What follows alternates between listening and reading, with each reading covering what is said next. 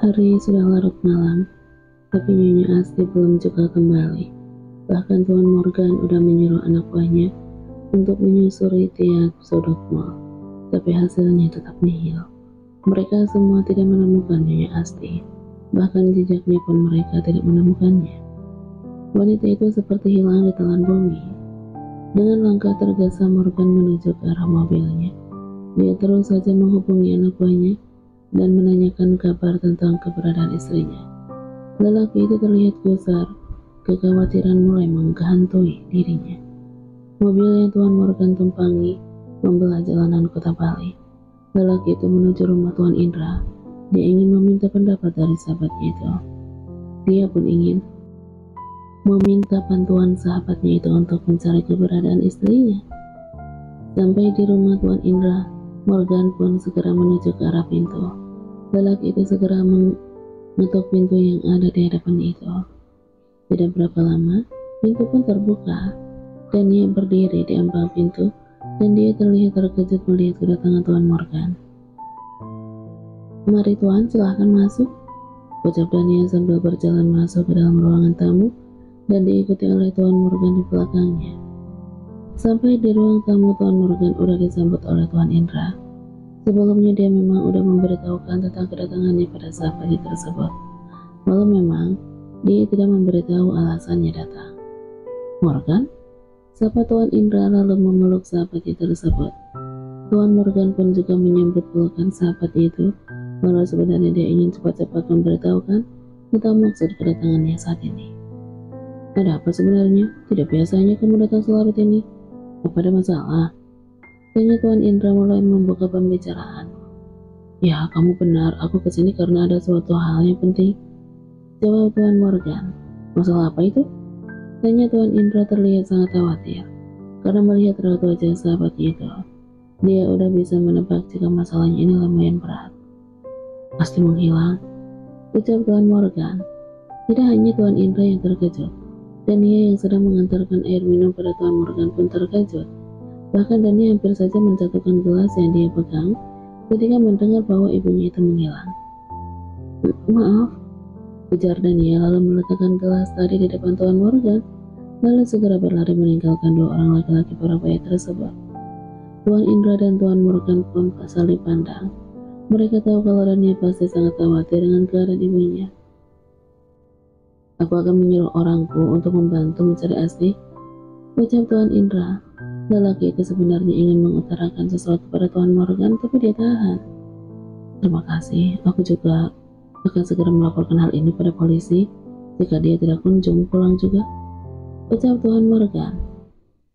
"Apa sebelumnya ada yang mencurigakan dari sikap istrimu?" tanya Tuan Indra. "Ya, entah mengapa hari ini dia terlihat berani membantah perkataan ayahku, dan dia juga marah padaku sebelum dia pergi," ucap Tuan Morgan. Tuan Indra menganggukkan kepalanya. Dia sepertinya sudah mengerti kenapa Asti bisa hilang. Tapi sebelum semua dugaannya pasti, lelaki itu tidak mau memberitahukan kepada Tuan Morgan. "Lebih baik sekarang kamu pulang, siapa tahu Asti udah pulang," ucap Tuan Indra kemudian. "Ya baiklah, aku akan segera pulang. Kabari aku jika ada informasi sekecil apapun itu," ucap Tuan Morgan lalu dia pun segera meninggalkan tempat itu. Sampai di halaman kediaman Tuan Indra Wijaya, lelaki itu menghentikan langkahnya saat melihat Dania sedang menangis. "Dania?" panggil laki-laki itu lalu mendekati Dania yang kini sibuk mengusap air matanya. "Iya Tuan," jawab Dania sambil menunduk wajahnya. "Kenapa kamu masih memanggil aku Tuan? Bukankah aku adalah suami dari ibumu? Harusnya kamu memanggilku ayah kan?" ucap Tuan Morgan sambil menatap Dania lekat. Dia berpikir mungkin ini adalah saatnya untuk dia berbicara pada Dania. Dania hanya terdiam tanpa ada niat untuk menjawab perkataan laki-laki yang ada di hadapannya saat ini. "Aku ingin bicara denganmu, Dania," ucap Tuan Morgan. Dania menatap sekilas wajah laki-laki parubaya tersebut. Kemudian dia menganggukkan kepalanya pelan. Mereka berdua pun akhirnya duduk di bangku yang tak jauh dari tempat mereka berdiri. Di sana Dania dan Tuan Morgan duduk berdampingan, seperti layaknya seorang ayah dan anak sedang berbicara berdua. Aku tahu kamu membenci ibumu, nak. Tapi seharusnya tak hanya ibumu yang kamu benci. Harusnya kamu juga marah dan benci kepadaku juga. Ucap Tuan Morgan sambil menatap lurus ke depan, menatap bunga yang sedang tumbuh mekar yang ada di hadapannya. Dan ia tidak menanggapi apapun perkataan dari Tuan Morgan. Dan ia hanya bisa menundukkan kepalanya saja. Dia bingung harus melakukan apa. Asal kamu tahu, ibumu sangat menyayangimu. Sebenarnya dia sangat merindukan dirimu. Dia begitu tersiksa karena tidak bisa memelukmu erat, walau kamu sedang berada di hadapannya. Ucap Tuan Morgan mencoba menjelaskan betapa ibunya itu sangat menyayangi Dania. Dan ia menatap laki-laki yang ada di hadapannya itu dengan tatapan yang susah diartikan. Kalau dia menyayangiku, di mana dia saat aku menangis di pelukan ayahku karena terus memanggil namanya? Di mana dia saat aku sakit dan membutuhkannya? Di mana dia saat ayahku tiada dan aku tidak memiliki siapapun? Tanya Dania dengan air mata yang berderai. Itu bukan hanya kesalahan ibumu, tapi juga kesalahanku, nak. Kesalahanku yang sangat mencintai ibumu hingga membawanya lari dari kehidupanmu dan juga ayahmu. Ucap Tuan Morgan. Apapun alasannya, tetap saja dia meninggalkan kami demi laki-laki lain, kan? Bahkan dia tidak mengirimi kami kabar sedikit pun. Dan sekarang saat aku dewasa, dengan seenaknya saja dia bilang kalau aku ini adalah anaknya. Apa pernah dia berpikir tentang perasaanku? Ucap Dania menatap mata Tuan Morgan. Lelaki parubaya itu menghela napas dalam. Dia tidak membantah apa yang dikatakan oleh Dania. Memang itu benar adanya, tapi dia akan berusaha membuat Dania berpikir satu hal yang bisa membuat dia berubah. Apalagi dia tahu kalau saat ini wanita yang ada di hadapannya itu sedang mengkhawatirkan istrinya. Oke, kamu benar. Ibumu salah karena meninggalkan kamu dan ayahmu sendirian. Tapi apakah dia tidak boleh berubah? Apa dia tidak bisa menembus kesalahan masa lalunya, nak? Tanya Tuan Morgan. Itu terserah dia, tapi yang jelas untuk saat ini aku belum bisa. Ucap Dania sambil menundukkan kepalanya. Sebenarnya dia begitu khawatir dengan keadaan ibunya, tapi entah mengapa untuk memaafkannya terasa sangat sulit baginya. Baiklah, aku tahu kamu butuh waktu, tapi jangan terlalu lama, karena kita tidak tahu hidup manusia itu sampai kapan, nak. Jangan sampai kamu menyesal. Ucap Tuan Morgan. Apa Tuan menginginkan ibu saya meninggal? Dania menatap tajam ke arah Tuan Morgan. Dia begitu tersinggung dengan apa yang dikatakan oleh laki-laki itu. Bukannya kesal atau marah, lelaki itu malah tersenyum saat ditetap seperti itu oleh Dania. Dia jadi tahu kalau sebenarnya di dalam hati Dania ada cinta yang besar untuk ibunya. Aku tidak menginginkan itu. Bahkan melihat yang menangis saja aku tidak bisa, nak. Cuma kita memang harus berpikir seperti itu. Karena kita tidak tahu nyawa kita akan sampai kapan menunggangi raga. Aku bicara padamu seperti ini. Besok mati juga nggak ada yang tahu, bukan? Ucap Tuan Morgan. Dan ia terdiam. Saat ini dia malah takut jika terjadi sesuatu dengan ibunya. Dia belum siap jika harus kehilangannya saat ini. Baiklah, aku pergi dulu. Pikirkan perkataanku baik-baik dan jangan sampai kamu menyesal. Ucap Tuan Morgan lalu beranjak meninggalkan Dania yang masih terpaku. Sementara hari ini adalah hari pernikahan Alex dan juga gadis, tamu undangan pun sudah berdatangan memenuhi tempat resepsi. Semua wajah tampak berseri, kecuali beberapa orang yang kini sedang berbincang di sebuah ruangan. Mereka terlihat sangat tegang karena sampai sekarang Nyonya Asih tidak juga ditemukan. Kita tidak boleh putus asa. Anak buahku masih terus mencari, tapi entah mengapa rasanya dia begitu sulit untuk dilacak. Bahkan jejaknya pun sama sekali tidak ada. Ucap Tuan Indra. Morgan yang sedari tadi hanya tertunduk pun perlahan mengangkat wajahnya. Lelaki itu menatap dua sahabatnya itu bergantian. Apa menurutmu ada yang menculik istriku? Tanya lelaki itu pada kedua sahabatnya. Tuan Indra dan juga Surya saling pandang. Sejujurnya mereka memang sudah berpikir seperti itu sejak menghilangnya Nyonya Asih, tapi dia merasa tidak enak bila menyampaikan kecurigaannya pada Tuan Morgan. Kenapa kalian hanya diam dan tidak menjawab pertanyaanku? Apa ada yang kalian sembunyikan dariku? Tuan Morgan mendelikan matanya kepada kedua sahabatnya itu. Entah mengapa dia merasa curiga dengan sikap dua laki-laki yang ada di hadapannya itu. Dia merasa ada yang disembunyikan oleh Surya dan Tuan Indra.